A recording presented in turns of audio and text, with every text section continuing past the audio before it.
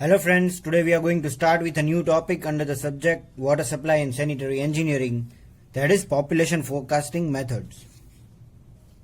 And basically these population forecasting methods are relevant to water supply and wastewater works, and that is why it is covered under Water Supply and Sanitary Engineering subject. मतलब कि water supply and waste water works design करने के लिए हमें future का population जानना बहुत ज़रूरी हो जाता है, एंड इसीलिए हम आज पॉपुलेशन फोरकास्टिंग मेथड्स स्टडी करेंगे, जहां पे सभी मेथड्स जो कि पॉपुलेशन फोरकास्टिंग के लिए ज़रूरी है वो यहाँ पे मैंने दिखाई है इस लेक्चर में. So now let us start with this lecture. Two types of population estimates are needed for the operation and design of water supply and waste water works. मतलब कि अगर हमें पॉपुलेशन को एस्टिमेट करना है, फोरकास्ट करना है फॉर द फ्यूचर, तो यहाँ पे दो बेसिकल क्लासिफिकेशन दिए गए हैं. Short term estimates in the range of 1 to 10 years, मतलब 1 से 10 साल के बीच हम पॉपुलेशन का एस्टिमेट लगा सकते हैं. And if you consider for long term estimates of 10 to 50 years और मोर, मतलब 10 से 50 साल या उससे भी ज्यादा अगर हम पॉपुलेशन एस्टिमेट करना चाहते हैं तो वो लॉन्ग टर्म में आ जाएगा. शॉर्ट टर्म में 1 to 10 years and long term में 10 to 50 और मोर years. The population are increased by births, decreased by deaths, increased by migration and increased by annexation. These four factors affect the change in the population. The correct present and past population can be obtained from the census office. मतलब कि birth से population increase होता है, death से decrease होता है, migration यानी कि जो लोग विलेज से सिटी में ट्रैवल करते हैं परमानेंटली रेसिडेंस के लिए उसे माइग्रेशन बोलते हैं.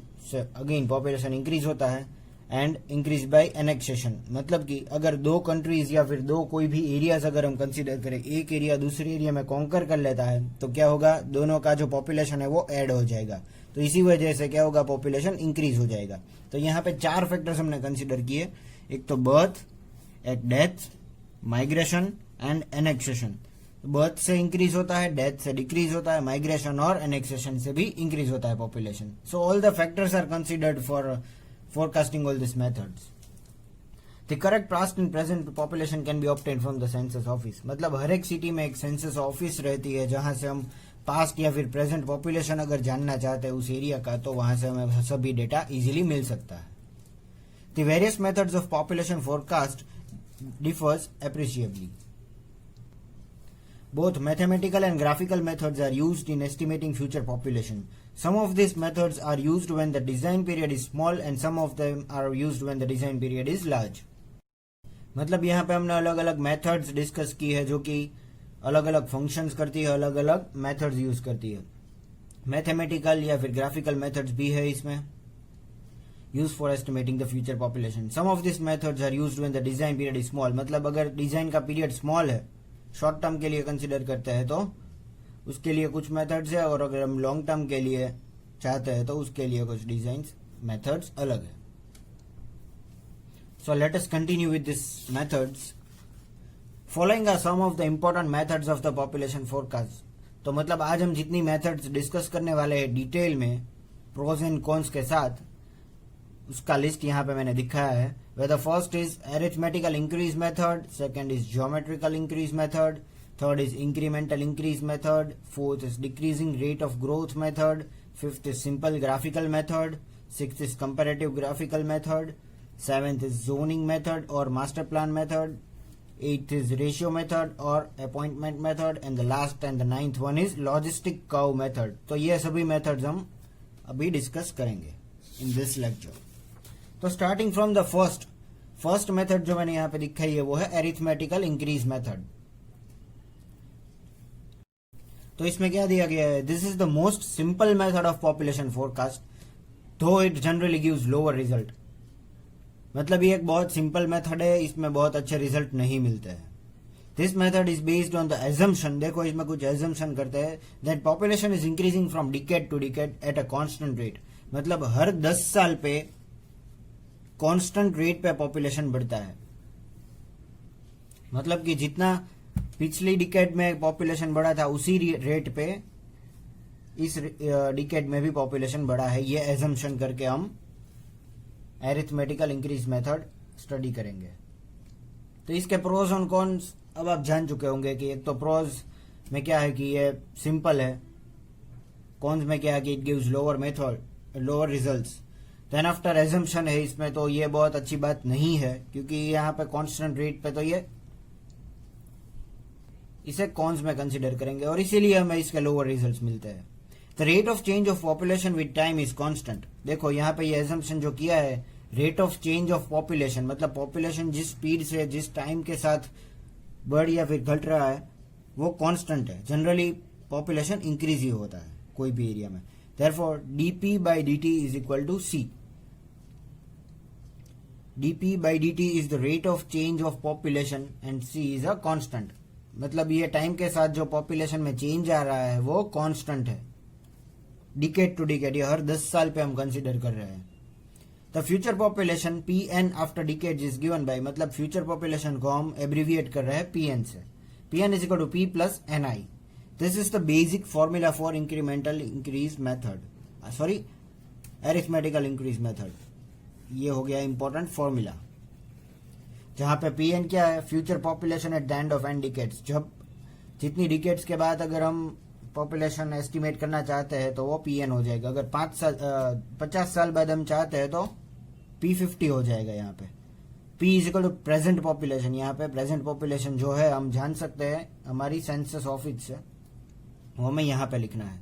i is equal to average increment for decade, मतलब हर एक डिकेड पे कितना एवरेज इंक्रीमेंट आ रहा है जो कि हम एज्यूम कर रहे हैं पॉपुलेशन, वो यहाँ पे आ जाएगा। n is equal to number of decades, जैसा कि मैंने बताया। अगर 50 साल की बात कर रहे हैं तो हम 5 आएगा, 5 is equal to number of decades, और यहाँ पे p5 आ जाएगा। तो 5 डिकेड की अगर हम बात करते हैं तो so this is what arithmetical increase method is. अब हम कंटिन्यू करेंगे सेकेंड और ज्योमेट्रिकल इंक्रीज मेथड से। In this method, it is assumed that the percentage increase in population from decade to decade is constant. तो देखो हम यहाँ पे भी कुछ सेकेंड मेथड जो है ज्योमेट्रिकल इंक्रीज मेथड, वहां पे भी कुछ हम एजम्पशन कर रहे हैं, पर यहाँ का एजम्पशन है वो क्या है, percentage increase in the population from decade to decade is constant. मतलब हर डिकेड पे जितना पॉपुलेशन इंक्रीज होता है उसे हम कांस्टेंट ले रहे हैं। बल्कि यहाँ पे हमने फर्स्ट मेथड में क्या किया था, change in the population is constant. देखो the rate of change of population, और यहाँ पे क्या है, सिर्फ जो भी पॉपुलेशन इंक्रीज हो रहा है वो कांस्टेंट है। From the population data of previous 3 to 4 decades the percentage increase in the population is found and it's average is found. मतलब इसमें क्या किया है कि प्रीवियस 3 to 4 डिकेड्स यानी कि 30 से 40 साल का जो परसेंटेज इंक्रीज है हर 10 साल का, उसको कंसीडर किया है और उसकी एवरेज निकाली है, उसको एवरेज कर दिया है। The population at the end of n decades is given by, मतलब जितनी डिकेड्स, अगर 50 साल की हम बात कर रहे हैं तो 5 डिकेड्स का पॉपुलेशन फोरकास्ट अगर हम कर रहे हैं by using geometrical increase method, तो फॉर्मूला बन जाएगा pn is equal to p into 1 plus i upon 100। Now we know that पिछली बार की तरह अरिथमेटिकल इंक्रीज मेथड में जो हमने देखा, यहाँ पे भी ज्योमेट्रिकल इंक्रीज मेथड में भी pn is equal to population at the end of n decades, मतलब फाइनल पॉपुलेशन 50 साल के बाद अगर हम जानना चाहते हैं पॉपुलेशन तो p5 हो जाएगा। यहाँ पे p is equal to present population 1 plus i upon 100, और r is equal to percentage rate of increase. Sorry I made a mistake here, i will come. i क्या है, परसेंटेज रेट ऑफ इंक्रीज, जितना population increase हो रहा है उसी की rate with the help of time हम कंसीडर कर रहे हैं, विद रिस्पेक्ट टू टाइम। तो ये हो गई ज्योमेट्रिकल इंक्रीज मेथड। उसका जो इंपॉर्टेंट फॉर्मूला बनता है वो ये है, pn is equal to p plus i upon 100, और अरिथमेटिकल इंक्रीज में जो हमने देखा था वो था pn is equal to p plus ni। Now we'll continue with the third method, that is incremental increase method. This method is an important or an improvement over the above two methods. मतलब ये कुछ improve की गई additional updated method है. The average increase in the population is determined by the arithmetical increase method, and to this is added the average of the incremental increase once for the future decade. Each future decade. Thus the future population at the end of n decades is given by this formula. मतलब कि the average increase in the population, average increase in the population जो है वो हमने first method that is arithmetical increase method से study कर लिया और फाइंड आउट कर लिया. And to this is added, इसके साथ क्या ऐड किया है हमने, the average of the net incremental increase, मतलब आर ऐड कर दिया है. Average of the net incremental increase once for each future decades, मतलब इसके साथ में एन मल्टीप्लाई कर दिया, मतलब हर एक डिकेड में ये हमने ऐड कर दिया. Thus for the future population at the end of n decades के बाद अगर हम जानना चाहते हैं फ्यूचर पॉपुलेशन, तो P n is equal to P plus I plus R into n, I plus R into n. I क्या है, average increase in the population, और आर क्या है, average incremental increase. P n is equal to population after n decades, P is equal to present population what we can find out from the census office, and n is the number of decades. तो ये formula बन जाता है incremental increase method का. See we are not going to solve numericals on this, मतलब इसके ऊपर हम अभी न्यूमेरिकल्स नहीं सॉल्व करने वाले. So it is not important. Then how can we find the value of I और आर, मतलब आई की और आर की वैल्यू कैसे फाइंड कर सकते हैं, वो इम्पोर्टेंट नहीं है अभी. But the point that we should keep in mind here is that we are using both the method, दोनों मेथड्स हम फर्स्ट और सेकंड इसमें इन्वॉल्व कर रहे हैं. Then we'll go with the fourth method, decreasing rate of growth method. Since the rate of increase in the population goes on reducing as the cities reach towards the saturation, a method which makes use of decrease in the percentage increase is many a times used and gives quite rational results. मतलब कभी कभार क्या होता है कि rate of increase in the population कम हो जाता है, पॉपुलेशन बढ़ना कम हो जाता है कब, जब सिटी का जो पॉपुलेशन है वो सैचुरेशन पे आ जाता है, लेवल रीच कर देता है. उसके बाद पॉपुलेशन ग्रोथ कम हो जाता है. तब हम कौन सी मेथड यूज करेंगे, मतलब a method which makes use of decrease in the percentage increase, मतलब जितना परसेंटेज का रेट बढ़ रहा है, परसेंटेज इंक्रीज, वो कितना कम हो रहा है. देखो यहाँ पे पॉपुलेशन कम नहीं हो रहा है, परसेंटेज इंक्रीज कम हो रहा है. जिस रेट से पॉपुलेशन बढ़ रहा था वो कम हो रहा है. तो उसके लिए हम जो मेथड यूज कर रहे हैं उसका इंपॉर्टेंस यहाँ पे बढ़ जाता है. Only when our city has reached a saturation, जब एक लेवल रीच कर देता है. And we see the graph. In this method the average decrease in the percentage increase is worked out and is then subtracted from the least percentage increase for the each successive decades. This method is applicable only in case where the rate of growth shows a downward trend. मतलब इसमें देखो क्या किया है, the average decrease in the percentage increase, मतलब जैसे कि मैंने बताया परसेंटेज जो जिस रेट से परसेंटेज बढ़ रहा था उसमें से एवरेज डिक्रीज कितना कम हो रहा है बढ़ने का पॉपुलेशन, वो हमें वर्कआउट किया, फाइंड आउट किया.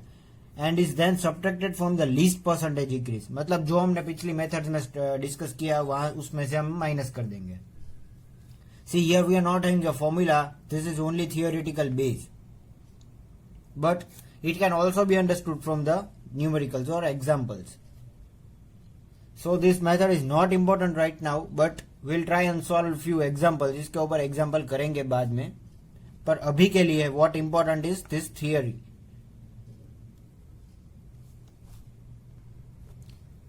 This method is applicable only in case where the rate of growth shows a downward trend. मतलब जहां पे डाउनवर्ड ट्रेंड यानी कि सैचुरेशन आ जाता है और population rate increase in the population rate कम हो जाता है, उसी पे ये हम decreasing rate of growth method इस्तेमाल कर रहे हैं, इसीलिए यहाँ पे डिक्रीजिंग वर्ड यूज किया है हमने. This method will clearly understood from the solved examples. हम कंटिन्यू करेंगे fifth method, that is simple graphical method से. In this method a curve is plotted between the population p and time t with the help of census data of previous decades. मतलब यहाँ पे हम एक graph plot कर रहे हैं, p मतलब पॉपुलेशन के और टाइम के बीच, with the help of census data of the previous decades. तो हम ये सेंसस ऑफिस में से ये डेटा एक्सट्रैक्ट कर सकते हैं प्रीवियस डिकेड्स का. This curve is smoothly extended to forecast the future population. मतलब ये जो कर्व हम प्लॉट कर रहे हैं उसको आगे एज्यूम करके एक्सटेंड कर सकते हैं कि ये किस डायरेक्शन में जाएगा. जैसा कि इस ग्राफ में मैंने दिखाया है, यहाँ पे population in 1000 is in Y axis, मतलब 10,000, 20, 30, 40, 50, 60, 70 और 80,000 ये पॉपुलेशन सपोज दिखाया है. ये एक एग्जाम्पल है. एंड ईयर वाइज टाइम दिखाया मैंने यहाँ पे 1941 से स्टार्ट करते हुए 1951, मतलब ये एक डिकेड हो गया, 1951 टू 1961 ये दूसरा डिकेड हो गया। 1 2 3 4 5 6 7 8 डिकेड्स है शोन, 8 डिकेड 80 साल यहाँ पे मैंने दिखाया है। तो क्या है कि ये यहां से हर एक डिकेड पे मुझे एक पॉइंट मिल रहा है। देखो यहाँ पे सभी डिकेड के आगे, मतलब ये जो पॉइंट्स मैंने अभी दिखाए है वो सेंसस ऑफिस से जो डेटा हमने लिया है, एक्सट्रैक्ट किया है, उसके हिसाब से हमने मैन्युअली एक ग्राफ बनाया है या फिर कंप्यूटराइज ग्राफ बनाया है। बट 2001 के बाद का अगर डेटा नहीं है और अगर हम चाहते हैं कि हमें मिले तो we can forecast it for future के लिए फोरकास्ट कर सकते हैं इसको, मतलब हम एज्यूम कर सकते हैं कि ये आर्क कहाँ पे जाएगा। इस तरह से पॉपुलेशन इंक्रीज हो रहा है, तो ये कुछ यहाँ पे जो ग्रीन स्केच पेन से मैंने दिखाया है कुछ वहां पे ये ग्राफ जाएगा। तो इसी तरह से हम फ्यूचर पॉपुलेशन इंक्रीज कर सकते हैं एक सिंपल ग्राफिकल मेथड से। ये एक एज्यूम्ड मेथड है। Then we'll move towards the sixth method, that is graphical comparison method। तो सिंपल ग्राफिकल मेथड के साथ ग्राफिकल कंपैरिजन मेथड हम देखेंगे। So moving further, the graphical comparison method, in this method the cities having conditions and characteristics similar to the city whose future population is to be determined are first of all selected। मतलब यहाँ पे सबसे पहले हमें क्या करना है कि सपोज कोई सिटी का पॉपुलेशन, फ्यूचर पॉपुलेशन हमें फोरकास्ट करना है, तो उसी सिटी के जैसे जो भी अदर सिटीज है उसकी कंडीशंस और कैरेक्टरिस्टिक्स मैच हो रही है, वैसे सिटीज को हमें आइडेंटिफाई करना है। तो इस कैरेक्टरिस्टिक्स और कंडीशंस में क्या क्या चीजें इंक्लूड होगी, जैसे कि standard of living, population rate of increase, मतलब ये सभी चीजें जिस सिटी के साथ मैच हो रही है वो सिटीज को सिलेक्ट करना है। It is then assumed that the city under consideration will develop as the selected similar cities have developed in the past। मतलब बाद में ऐसा एज्यूम किया जाता है कि हमें जिस सिटी का जो पॉपुलेशन फोरकास्ट करना है वो सिमिलर सिटीज के साथ ही बढ़ेगा, उसी रेट से बढ़ेगा। This method has logical background and if the statistics of development of similar cities are available, quite precise and reliable results can be obtained। मतलब देखो इसमें बहुत ही लॉजिकल बैकग्राउंड अवेलेबल है एंड स्टैटिक्स, अगर जो statics of development of similar cities अगर हमें मिल जाता है तो बहुत आसान बन जाएगा, हमें बहुत एक्यूरेट रिजल्ट भी मिल सकता है इसमें। तो देखो will not be able to understand this method theoretically, क्योंकि ये ग्राफिकल मेथड है। हम ग्राफ के साथ पहले तो ये समझने की ट्राई करेंगे। See here I have shown time और years in X axis, in y-axis I have shown population। Suppose I want to find the population of city X। ये सिटी X का पॉपुलेशन मुझे फोरकास्ट करना है after some decades, few decades. तो उसके similar मैंने cities identify किए, जैसे कि सिटी A, B, C और D। तो सिटी एक्स की बात करें तो अगर मेरे पास सिटी एक्स का 1970 तक डेटा अवेलेबल है, 1940, 1950, 1960, 1970, मतलब 1 2 3 डिकेड्स का डेटा अगर मेरे पास अवेलेबल है तो उसका मैंने एक ग्राफ प्लॉट कर दिया।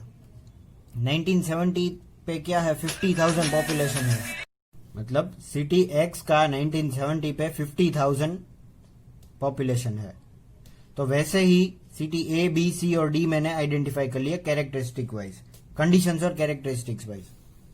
और इन सिटीज का पॉपुलेशन जब 50,000 पे पहुंचा था तो ये 1970 के नीचे उनके डेटा प्लॉट कर दूंगा। सपोज सिटी ए का जो डेटा है वो 1900 पे 50,000 पहुंचा था पॉपुलेशन, तो इसके नीचे प्लॉट कर दूंगा ताकि ये कोइंसाइड हो जाए। वैसे ही सिटी बी का जो पॉपुलेशन है वो 1915 पे 50,000 था, तो इसके नीचे प्लॉट कर दूंगा। वैसे सी का 1870 पे और डी का 1890 पे। तो इस तरह से मैंने प्लॉट कर दिया और यहां से यहां तक सभी सिटीज के जो डेटा है वो मैच हो रहा है, तो एक ही लाइन आएगी सभी सिटीज में। But the thing is we are having all the data for A, B, C और डी, मतलब ए, बी, सी और डी के डेटा है हमारे पास, क्योंकि ये past population rates, growth rate है सिटी ए, बी, सी और डी के। और हमें फोरकास्ट करना है सिटी एक्स को। सिटी एक्स का पॉपुलेशन नहीं है हमारे पास, तो उसे फोरकास्ट करना है फ्यूचर ईयर्स के लिए। ए, बी, सी और डी का है, तो यहां से कंटिन्यू करेंगे सिटी ए। तो अगर उसका ग्राफ कुछ यहां से यहां तक आता है, देन सिटी बी का ग्राफ कुछ इस तरह पे जाता है, और सिटी सी का यहां से यहां जाता है, और सिटी डी का कुछ इस तरह से प्लॉट होता है।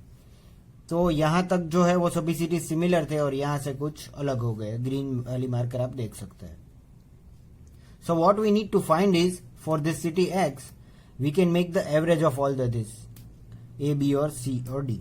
मतलब ए, बी, सी और डी का एवरेज हम करके यहाँ पे एक्यूरेटली आर्क मार्क करेंगे, और ये बन जाएगा हमारा proposed extension of city x. मतलब कुछ इस तरह से सिटी एक्स का हम फ्यूचर पॉपुलेशन फोरकास्ट कर सकते हैं।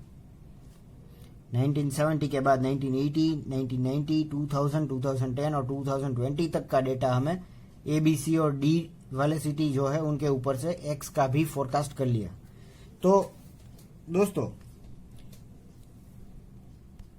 ये हो गया ग्राफिकल कंपैरिजन मेथड का graph. Now you will be able to understand the theory very easily. अब आप लोग बहुत आसानी से समझ पाओगे।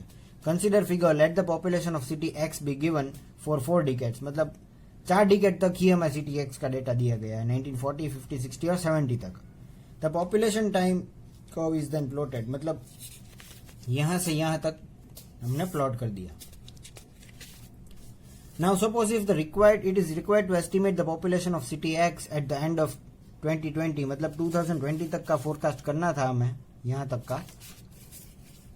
The present population of city X is 50,000। जैसा कि मैंने बताया यहाँ पे P लिखा है, वहां पे प्रेजेंट पॉपुलेशन है 1970 तक। Then available data of the similar cities say A, B, C and D is then analyzed. Let it be found that city A has reached 50,000 in the year 1900. Then its curve is plotted beyond the year 1900 onwards। मतलब यहां से हम city ए का continue करेंगे जिसका data हमारे पास available है। However, this curve for city A should start from the point P। मतलब P से स्टार्ट होगा जहां पे 50,000 उसका पॉपुलेशन है, which represent the present population of the city X। Similarly, the population of the city B, C and D are plotted from the year they have reached 50,000 onwards। मतलब यहाँ पे सभी सिटीज का पॉपुलेशन 50,000 है। X आ गया, ए, B, C और D सभी का डेटा आ गया। And it is not assumed, ये डेटा सभी के अवेलेबल है, एक्स का भी अवेलेबल है हमारे पास 50 ईयर 1970 तक। उसके बाद का सिटी एक्स के लिए हमें फोरकास्ट करना है। Now the curve for city X is carefully extended between the curve A, B, C and D, allowing it to be influenced more by the rates of growth of cities which are more similar to the cities in consideration। मतलब इस curve को हम x को भी extend कर सकते हैं based on A, B, C and D cities. तो ये हो गई हमारी ग्राफिकल कंपैरिजन मेथड। यहाँ पे हमने सभी के ग्राफ को कंपेयर करके एक एवरेज आर्क निकाला है। So this was the 6th method, और आज की जो लास्ट मेथड हम स्टडी करेंगे वो है 7th, that is zoning method और master plan method. zoning method or master plan method, the development of towns and cities is not allowed in a haphazard way। मतलब कोई भी सिटीज का जो डेवलपमेंट है वो haphazard वे में अलाउड नहीं है। Master plans are prepared for the towns and cities for the development. मतलब कोई भी सिटी को हमें डेवलप करना है फ्यूचर में, तो इसके लिए कुछ मास्टर प्लान बनाए जाते हैं। This city is divided into various zone such as commercial. देखो सिटीज को क्या किया जाता है फ्यूचर डेवलपमेंट के लिए, जोन्स में डिवाइड कर दिया जाता है। Various zone such as commercial centres एक जोन हो गया, देन इंडस्ट्रियल एरियाज दूसरा zone, residential areas, schools, colleges, parks etcetera. मतलब इस तरह से सिटी को जोन वाइज डिवाइड कर दिया जाता है, उसका मास्टर प्लान बना दिया जाता है, क्योंकि ये हैफेजार्डली डेवलप ना हो, प्लान किए गए मुताबिक ही डेवलप करना है हमें सिटी को। The future expansion of the cities is strictly regulated by various bylaws of the corporation and the local bodies according to the master plan। So हमने मालूम है कि ये बिल्डिंग बाय लॉज के मुताबिक हमें सिटी को डेवलप करना है, जो कि हमने बिल्डिंग प्लानिंग एंड ड्राइंग में ऑलरेडी स्टडी कर लिया है। The future population of each zone when fully developed can be easily found. मतलब जैसे ही सिटी फुल्ली डेवलप हो जाता है, सेचुरेट हो जाता है, उसका पॉपुलेशन हम फोरकास्ट कर सकते हैं। फॉर एग्जाम्पल एक सेक्टर की एक जोन की बात करें, A of a residential zone as 1000 plot, मतलब टोटल 1000 प्लॉट्स है एक रेसिडेंशियल जोन में, अलाउिंग 5% पर प्लॉट, मतलब एक प्लॉट में 5 पीपल अलाउड है। The population of this sector when fully developed will be, मतलब जब पूरा डेवलप हो जाता है तो ये कितना हो जाएगा, पर प्लॉट 5, तो 1000 into 5, that is 5000 person total in that zone sector A. Similarly, the development of each zone can be estimated when the population of the particular zone is fixed. It is very easy to design the water supply scheme for the particular zone. तो देखो यहाँ पे हमने सभी zone का population fix कर लिया है, उसके आगे नहीं होगा, इसके आगे इसका पॉपुलेशन नहीं बढ़ेगा। तो इसका सैचुरेटेड पॉइंट हमें अगर मिल जाता है तो उसके हिसाब से हम इस सिटी का या फिर एरिया का वाटर सप्लाई स्कीम्स डिजाइन कर सकते हैं for the required amount of water. Population density is generally expressed as the number of person per hectare. देखो यहाँ पे जितने, this is the hectare is the unit of area. Population density is generally expressed as the number of person per hectare, मतलब एक Hector में कितने लोग reside करते हैं उसके हिसाब से पॉपुलेशन डेंसिटी एक्सप्रेस होती है। एंड देयर वैल्यूज में B estimated from data collected on existing areas and from zoning master plan for under developed areas. मतलब इसी तरह से हम जोनिंग मेथड और मास्टर प्लान मेथड इस्तेमाल करके हर एक जगह पे पानी पहुंचा सकते हैं, that is required amount of water. और इसी तरह से हम फ्यूचर पॉपुलेशन भी एस्टिमेट कर सकते हैं, फोरकास्ट कर सकते हैं यूजिंग दिस मेथड। तो दोस्तों आज के लिए सिर्फ इतना ही। Wait for my next videos and thank you for watching.